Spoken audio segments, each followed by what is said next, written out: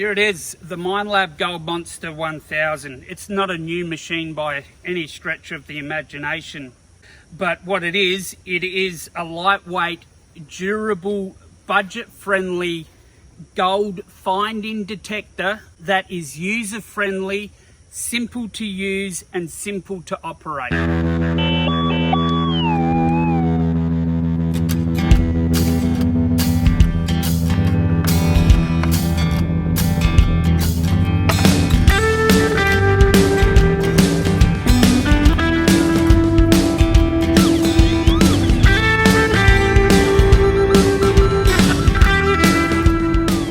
Okay, so we've got the Minelab Gold Monster down here, and I'm going to run through what the indicators and what the buttons mean. First up, you have the indicator at the top of the display. We'll go ahead and turn the machine on.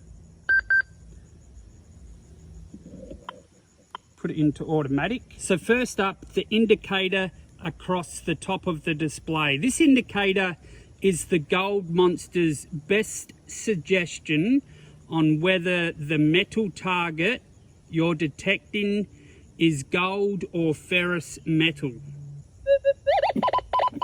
The Gold Monster has 12 levels. There are 10 manual levels and 2 auto levels. Currently, it's in an auto level there, so that's auto level 1, auto level 2, and manual 10. So you can see when it's fully automatic, the middle here illuminates. So that's auto 1, auto 2, and this is manual. The center is now no longer illuminated. Now, surprisingly, the manual setting is not how Minelab recommends using this detector. But if you're an experienced gold prospector and you've had experience with this machine and you are confident in using the manual setting, then I'll give you a basic rundown on the Minelab's manual system here. This is what I always work in. It is chirpy, it is noisy, but it finds gold. So the manual sensitivity levels are broken into 10 segments. Each segment alters the sensitivity of the detector by 10%. So you have 10, 20, 30, 40, 50, 60, 70, 80, 90, and 100. So each segment represents 10%. 10 being the lowest sensitivity down here, and manual 10 all the way around here being the highest sensitivity. So next up is, I'll just pop it back into auto. Next up is the depth setting. Shallow discrimination. So shallow discrimination for gold, or deep all metal. So you're going to get a bit more depth out of this setting. The shallow mode will try to filter out any ferrous metals, but it's not perfect. So I wouldn't recommend running it. Typically, I would run in deep detect mode than using the shallow mode, but that's just my preference. On this mode, you are able to hone in on the target a little further. So if I was out detecting for gold with the Minelab Gold Monster 1000, I would have it in manual 10, I would have it in depth mode, and I would be moving it low and slow. So over here, we have the volume control, plus and minus volume. That's pretty self-explanatory. So we have our gold in here.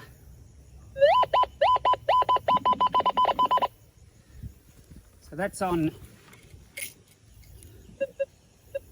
manual 10. Let's go to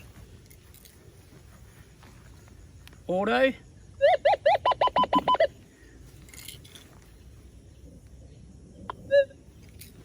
Auto 2. So the most sensitive part of the coil is just in the middle here. And I'll see if I can prove that to you.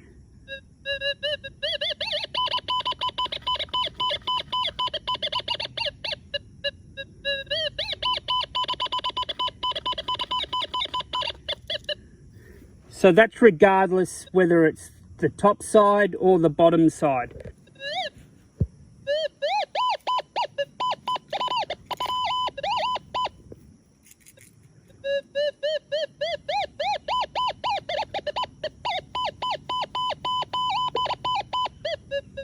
Okay, so I've just placed a little bit of gold in there. I'm hoping that can zoom in and you can see the piece of gold just there. So remember, the most sensitive part of the coil is here in the middle.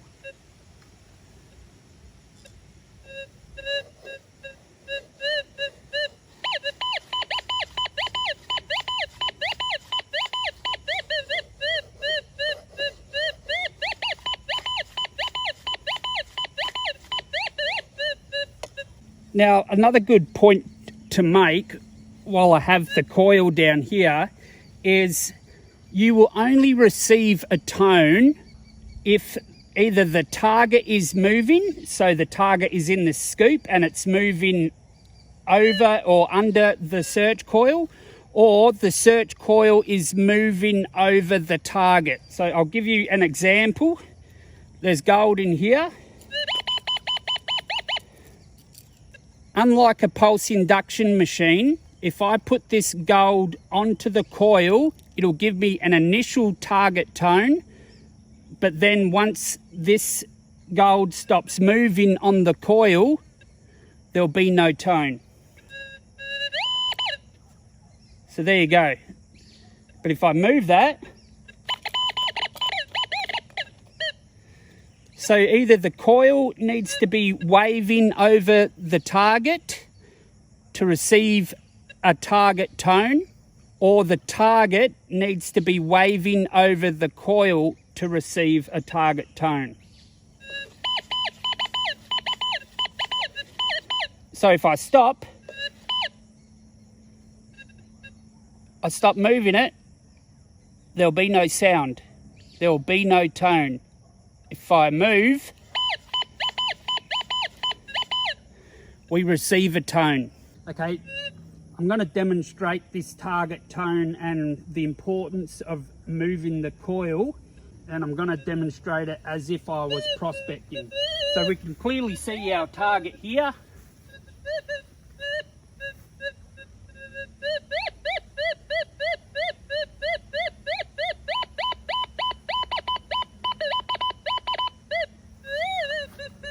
Remember, the most sensitive is just here.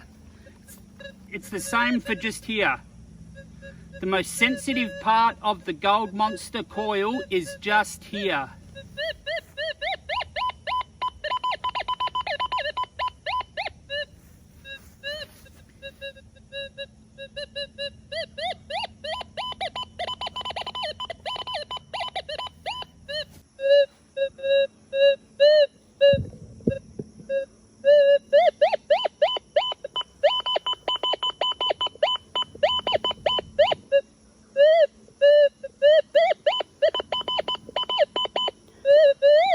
Now remember what I said about the coil needs to be moving, or the target needs to be moving in order to receive a target tone.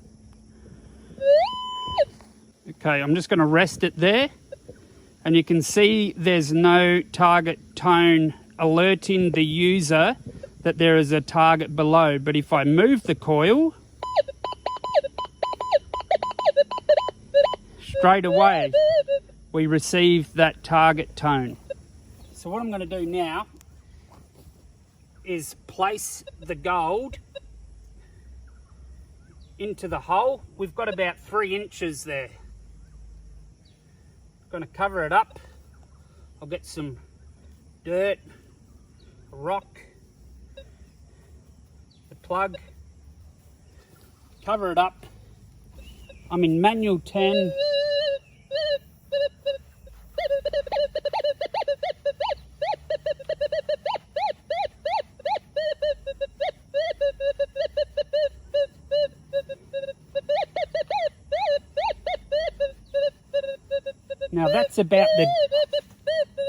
Now that's about the depth the Gold Monster will go to. Of course, it's going to vary depending on the size of the target. So I've just been and got this old mill ball just to prove that the Gold Monster will pick up a large target. I'm going to drop it into our 6 to 8 inch hole here. I'll leave it uncovered.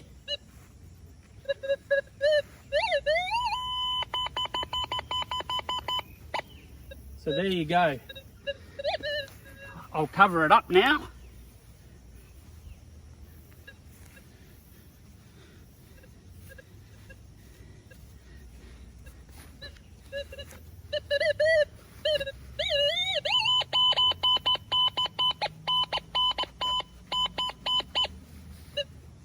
There you have it.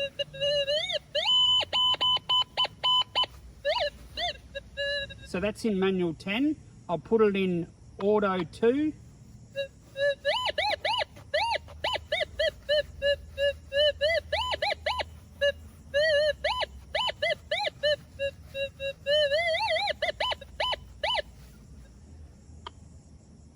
Back to manual 10. And that's flatlining on the detector there.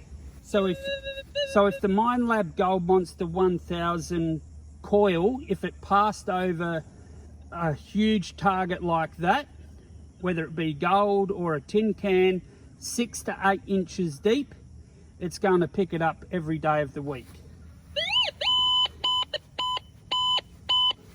So there you go. I hope you got something out of that video. Just remember that the Minelab Gold Monster 1000 can be a very difficult machine to grasp, to get used to, because it can be very noisy, especially in highly mineralized ground. But persistence is key. Keep an eye on the LCD display when you do suspect you have got a target. I have found that probably 8 times out of 10, if the LCD gold indicator is swinging to the gold, it will be gold. Now, of course, that depends on your location, on where you are. Aluminium cans or aluminium foil will also indicate gold, obviously being an alloy metal. So there you go. I hope you got something out of the video. If you are after a budget-friendly, lightweight detector, you know, this is a great starting point. Stay safe out there and happy prospecting.